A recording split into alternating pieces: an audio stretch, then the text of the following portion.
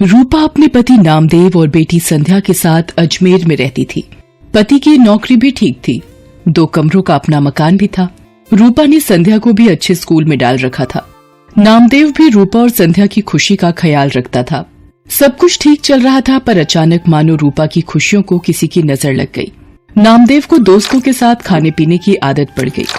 वो अक्सर पार्टी करने के बहाने दोस्तों में शराब पर पैसा बहाने लगा। नामदेव रोजाना आधी रात तक नशे में चूर घर लौटता था। एक दिन, आपने लौटने में बहुत देर कर दी। आप रोजाना शराब पियोगे तो आपकी सेहत को नुकसान होगा। मुझे उपदेश मत दे, और मेरी डॉक्टर बनने की जरूरत नहीं है, ठीक है ना? मैं अपने दोस्तों के साथ जाता हूँ, तो तुझे क्यों तकलीफ हो रही है? मैं रोज पीऊंगा। तुझे यहाँ नहीं रहना तो चले जा यहाँ से, चल। नामदेव की ये गंदी आदत बढ़ती जा रही थी। हर समय नशे में रहने की वजह से वो दिन में सोता रहता था, इसलिए उसे नौकरी से भी निकाल दिया गया। धीरे धीरे नामदेव ने अपना सब कुछ बेच दिया, यहाँ तक कि घर भी। अब वो रूपा और संध्या को लेकर एक किराए के घर में रहने लगा। रूपा परेशान रहने लगी। एक दिन, अरे ये संध्या के स्कूल से फीस का नोटिस। अब मैं क्या करूं? कहाँ से फीस के पैसे लाऊं? माँ, भूख लगी है, कुछ खाने के लिए है तो दे दो। रुक, मैं सब्जी वाले की दुकान से आलू लाकर तुझे रोटी बनाकर देती हूँ। हाँ माँ, तुम्हारे हाथ का आलू का पराठा तो बहुत स्वादिष्ट होता है। संध्या आलू लेने बाजार चली जाती है। रास्ते में वो सोचती जा रही थी कि ऐसा क्या करे कि संध्या की फीस भर सके। तभी उसकी सहेली का फोन आ जाता है। वो दूसरे शहर में रहती है। सहेली के बार बार पूछने पर रूपा उसे अपनी सारी परेशानी बताती है। अलका, बस यही सोच रही हूँ कि अभी संध्या की फीस भरनी है, घर का खर्चा, सब कैसे होगा? अरे तू घबरा मत, सब ठीक हो जाएगा। अभी इस वक्त तू कहाँ है? संध्या को मेरे हाथ के आलू के पराठे बहुत पसंद है, आलू लेने जा रही थी। आलू के पराठों से याद आया, तू तो राजमा चावल कितने टेस्टी बनाती थी, याद है? सब उंगलियां चाटते रह जाते थे। तू राजमा चावल बनाकर क्यों नहीं बेचती? इससे तेरी कमाई भी हो जाएगी, जिससे तू थोड़ा बहुत परिवार का खर्च उठा पाएगी। सहेली की बात रूपा के दिल में घर कर गई।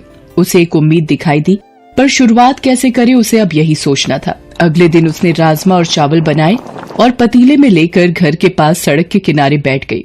पूरा दिन धूप में वो बैठी रही, पर किसी ने भी उसके राजमा चावल नहीं खरीदे। शाम को वो घर आ गई। उसके राजमा चावल बिल्कुल भी नहीं बिके। वो घर आकर रोने लगी।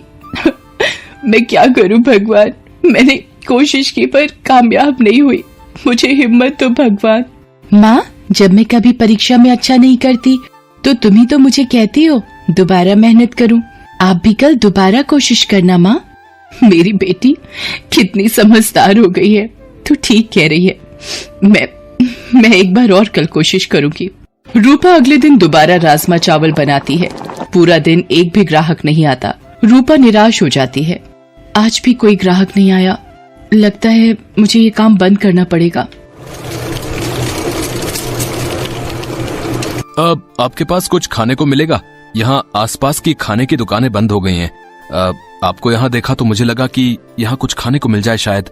जी, राजमा चावल की प्लेट है मेरे पास। भूख में तो सब कुछ अमृत है। एक प्लेट कितने की है? जी 20 रुपए। क्या बात है, राजमा चावल तो बड़े ही स्वादिष्ट बने हुए हैं। आपको पहले तो कभी नहीं देखा यहाँ, क्योंकि मैं पहले कई बार आया हूँ इधर। जी अभी शुरू किया है। ये लो आपके 20 रुपए। पूरा दिन बीत जाने के बाद एक प्लेट ही बिकी थी रूपा की, पर इस एक प्लेट के पैसों ने उसे हिम्मत दी थी। रूपा अगले दिन राजमा चावल लेकर ही बैठी थी कि पिछली रात वाला ग्राहक दोबारा आया। आपने पहचाना मुझे? कल आपके राजमा चावल बहुत स्वादिष्ट लगे, तो मेरे पार्टनर दोस्त को भी खिलाने आया हूँ। आप 2 प्लेट बना दीजिए। अभी बना देती हूँ साहब। धीरे धीरे 1 से 2 व्यक्ति देखते देखते अब रूपा के पास ग्राहक आने शुरू हो गए थे। रूपा कमाए हुए पैसों से संध्या के स्कूल की फीस भरना चाहती थी, पर एक दिन, ये ट्रंक में क्या छुपा रही है? दिखा जरा, दिखा मुझे। ये रुपए मैंने संध्या के स्कूल की फीस के लिए जोड़ कर रखे हैं, ये मत ले जाओ।